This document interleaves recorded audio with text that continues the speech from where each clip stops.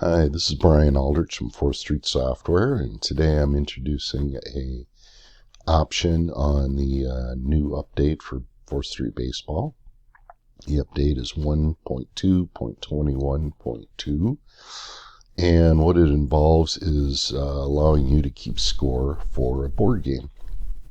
Alright, so what I've done is just open a 2019 season window here.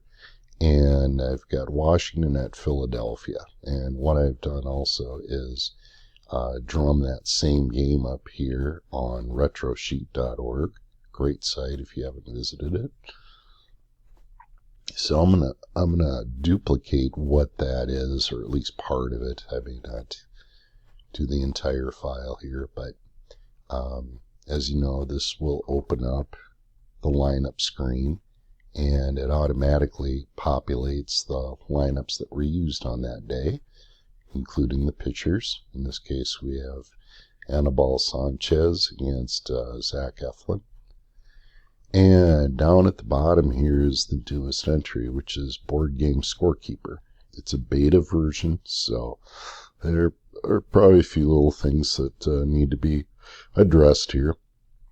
We'll go human versus human. There's no AI on this one. And if you press OK, instead of going directly to the game screen, you go to a score sheet screen. Alright, so what we have is the lineups here to switch back and forth between teams. There's some tabs over on the right hand side. So the visitor is Washington. This is its lineup. And the home team is Philadelphia. This is theirs. Here's the visiting pitching screen,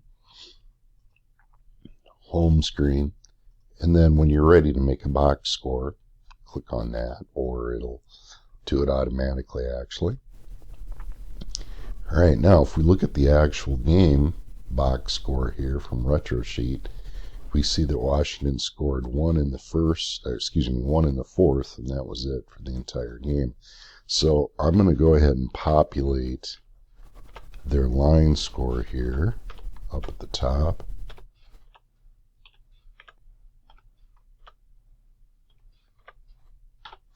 You'll notice that it automatically updated the number of runs. And then Philadelphia scored 2 in the first and 5 in the sixth.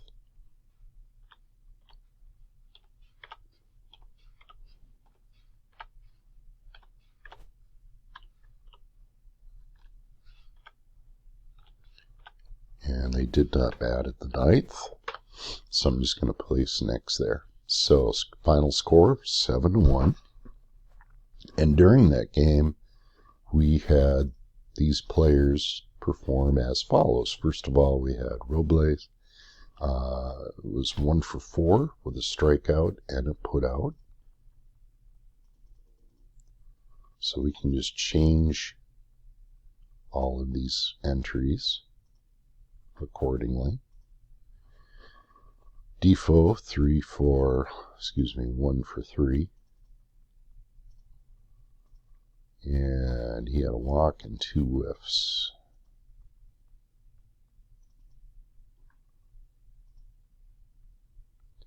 Eaton 1 for 4 with 4 putouts.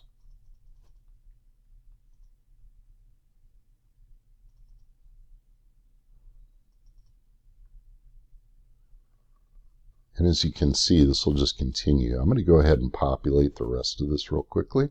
Alright, I've populated Washington's batters here. Now, if I go back to the actual box score, I can see that Grace came in for Sanchez at some point during the game. And all I have to do is go ahead and down in the substitutions, select Grace. He was the first one. Doesn't really matter, but as soon as you select one, you'll see that there's a bunch of these number boxes that become visible for you to use. And we also should fill in a couple other things. First of all, Grace was also in the 9th slot here, the 9th batting slot. So I'm going to go down and pick the slot of number 9, and he came in as a pitcher. Alright, he did not actually hit, so he doesn't really have anything there. So really, you wouldn't even have to put him in there, but it's an option. If your league is using the DH, then the pitchers will not appear in the substitutions on the batting pages. All right, Adrian Sanchez pinch hit, presumably for Grace, a little bit later on in the game. All right, so we'll go ahead and pick him. Sanchez went 0 for 1 with a strikeout. He was also in the 9th slot, and he was a pinch hitter. And then later on, Miller came in to pitch, also in the 9th slot, and he never got up to bat. All right, we also had an error by Kaboom and Noel.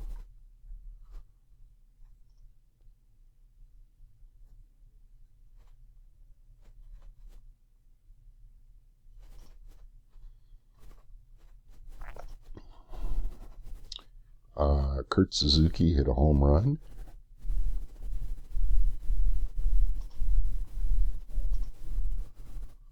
And let's see, Defoe is caught stealing. I'm sure I'm pronouncing his name correctly here. Okay, and there we have it. Now, I'm not even going to bother doing Philadelphia right now. Instead, I will just hop down to the Nats pitchers. So, let's click on Visiting Pitchers. And Sanchez, first of all, threw 4 2/3 innings, gave up 2 hits, 2 runs, none of them earned.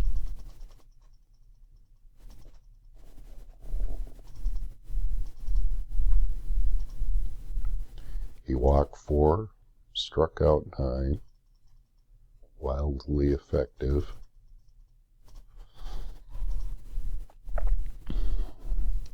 And down at the bottom here, he threw an intentional walk. Let's see. Looks like that's about it for him. Grace. So we do the same thing here, and that'll just initialize the number boxes for us. Ooh, 6 hits, 5 runs, all earned. Tough outing.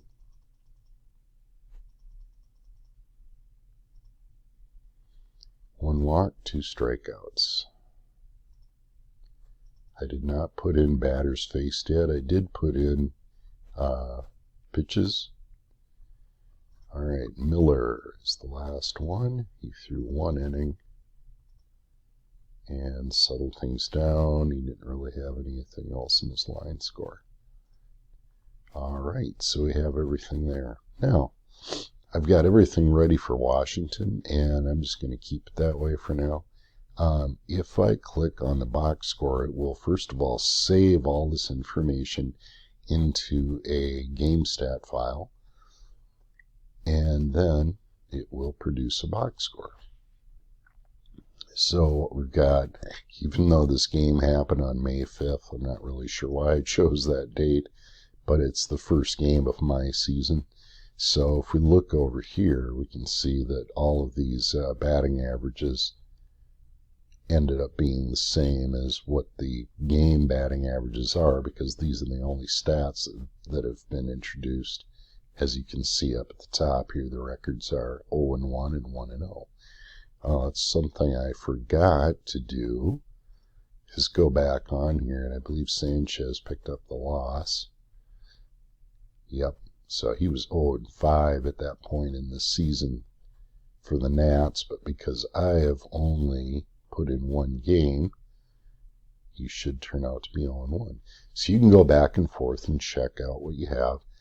You can fill this in as you're playing a board game. Very easy to do. You can check all the totals here down at the bottom, see if they all come into play. You can set what the weather is. It has no bearing upon what happens during this game at all, or during the box score, obviously. So if we wanted the wind to be blowing out, Maybe it was a sunny day, and maybe it was rather crisp that day. Okay. Once I press the box score, that weather data is entered in down at the bottom. So 25 miles per hour blowing out, the temperature was 34, so the wind chill was probably down to about 20 or so, and there was no precipitation. So a cold sun, basically.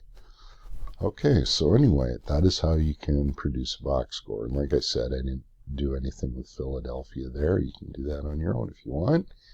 Now, I can also inspect that same box over here. I have played some with Minnesota, but alright, if I want to open up a GameStat file, I can just click on the open item in the toolbar.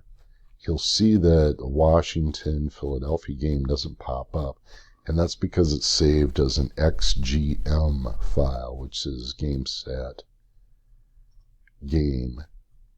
So if you just change the extension lookup to that, you'll see it right away, and it'll go ahead and produce the same box that we just saw earlier.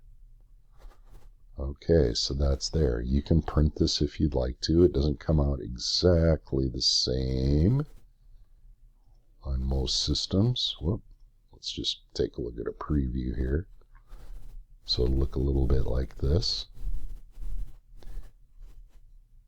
but it's pretty close.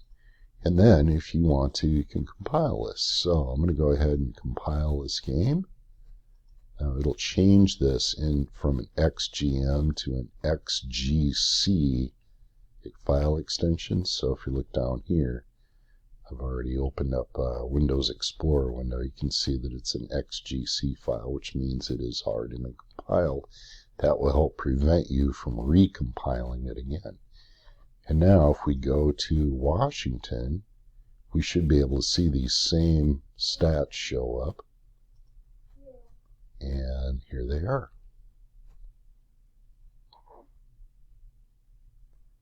All right, and that does it.